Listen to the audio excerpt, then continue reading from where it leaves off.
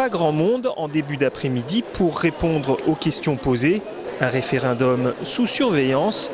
Les étudiants pro-blocage distribuent des tracts pour dénoncer le vote. Pour eux, ce référendum non voté en Assemblée générale est illégitime. Ce référendum a été organisé par la présidence, officiellement par le congrès du 27 mars, sans que les questions ne soient débattues ni discutées avec les personnes en mouvement en question. Castres, Auch, Tarbes et d'autres sections comme médecine et pharma sont convoquées à ce référendum alors qu'ils ne sont pas en mouvement. Nous voyons vraiment ça comme un passage du président en force.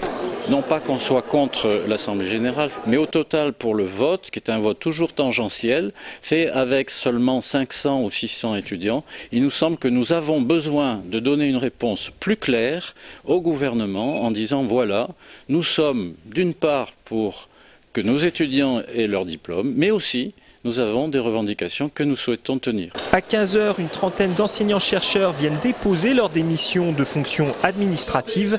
Ils demandent le retrait de la loi LRU et la création de postes. Ce que je vais vous remettre ici, ce sont les premières démissions.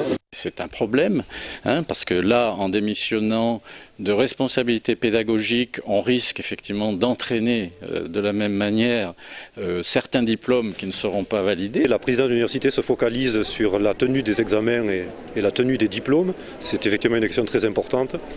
Mais il faut comprendre que si on est dans cette situation de blocage sur l'université aujourd'hui, c'est parce qu'on est dans une situation de blocage politique. Quel que soit le résultat du référendum, les étudiants pro-blocage ont décidé de poursuivre leur action. Ils participeront notamment demain soir à la 3e marche au flambeau vers le Capitole.